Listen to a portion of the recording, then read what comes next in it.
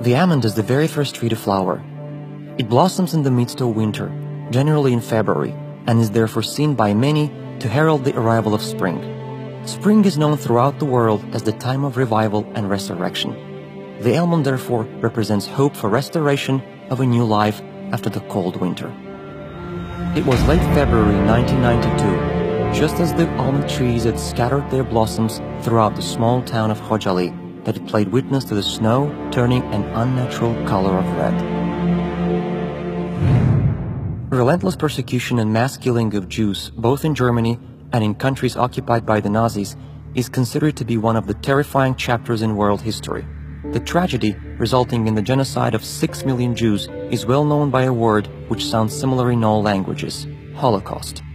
On the 10th of June, 1944, 642 inhabitants of the village of Oradour-sur-Glane, France, were brutally murdered. In 1994, in 100 days, one country became a massive graveyard for almost 1 million people. The name of the small country located in Central Africa is Rwanda. On the 11th of July 1995, in one of the not well-known towns of Europe, more than 8,000 men and boys were massacred. Now we all know the name of this town, Srebrenica. Over the night of 25th and 26th February 1992, 613 people, including 106 women and 63 children, were killed with an unseen cruelty and unimaginable savagery in one town of Azerbaijan. The name of that town is Khojaly. The similarity of all the above-mentioned events is that victims were targeted only because they belonged to a certain ethnic group or nation, as Jews in Europe, French in Oradour, Tutsis in Rwanda, Bosnians in Srebrenica, and Azerbaijanis in Khojaly.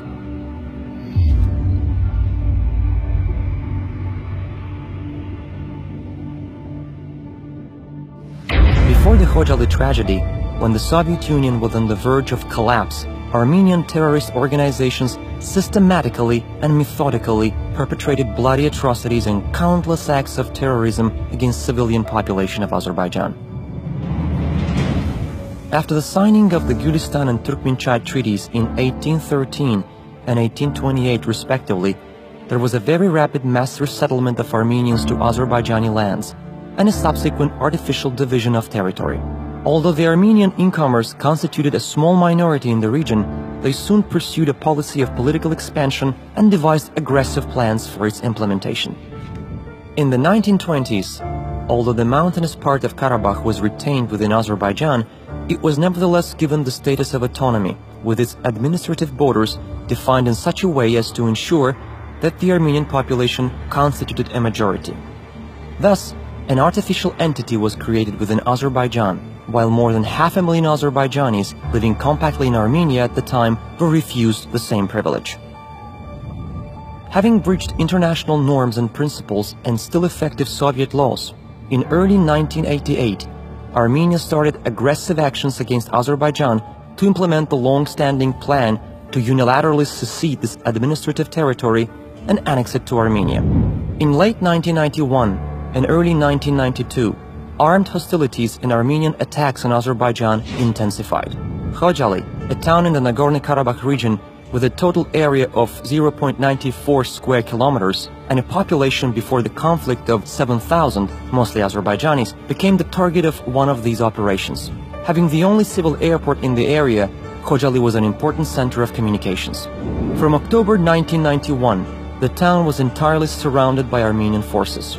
On the 30th of October, the ground traffic was cut off and helicopter became the only means of transportation.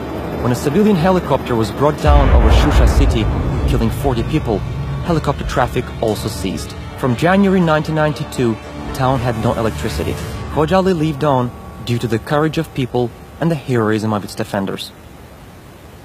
By occupying Khojaly, the Armenian forces aimed to gain strategic advantage and favorable conditions for capturing other Azerbaijani inhabited cities of the Nagorno-Karabakh region. They also aimed at wiping Khojaly off the face of the earth, since traces of history in Khojaly and surrounding areas represented historical evidence refuting Armenian territorial claims. The idea behind the Armenian brutality was to break the spirit of Azerbaijanis to gain psychological advantage in subsequent military operations. Over the night of 25th to 26th February 1992, following a massive artillery bombardment, Armenian armed forces and paramilitary units, with the support of the former Soviet Union's 366th Motorized Infantry Regiment, moved in to seize the town. Those launching the assault knew very well about the absence of serious military equipment and fortifications in Khojaly. Despite that, the town had been encircled and shelled with heavy artillery. Once the assault began, around 2,500 remaining inhabitants tried to leave with the hope to reach the nearest area under Azerbaijani's control, but they hoped in vain. Armenia had spread rumors that allegedly a humanitarian corridor was left open for peaceful population to leave the town. However, soon it turned out that the claimed corridor was nothing but an ominous trap. The fleeing people were either killed by gunfire from Armenian military posts or captured near the villages of Nakhchivanli and Pirjamal. Others, mainly women and children, died from frostbite while wandering in the mountains. Only a few were able to reach Ardam. Undoubtedly, what happened in Khojaly was the largest massacre of the conflict. In all, the assault and capture of the town took the lives of 613 of its people, including 106 women, 63 children, and 70 elderly. 1,275 were taken hostage, while the fate of 150 people remains unknown. The town was razed to the ground. In the course of that tragic night, 487 inhabitants of Khojaly were wounded, including 76 children. 8 families were completely wiped out. 130 children lost one parent and 26 children lost both. Of those who perished, 56 were killed with particular cruelty. They were variously burned alive, beheaded, or had eyes gouged out. Pregnant women were bayoneted in the abdomen. One of the ideologists of the Khojaly genocide, Serge Sargsyan, who afterwards became president of the Republic of Armenia, made a blunt confession in his interview to British journalist Thomas Deval. Before Khojaly, the Azerbaijanis thought that they were joking with us. They thought that the Armenians were people who could not raise their hand against the civilian population. We were able to break that.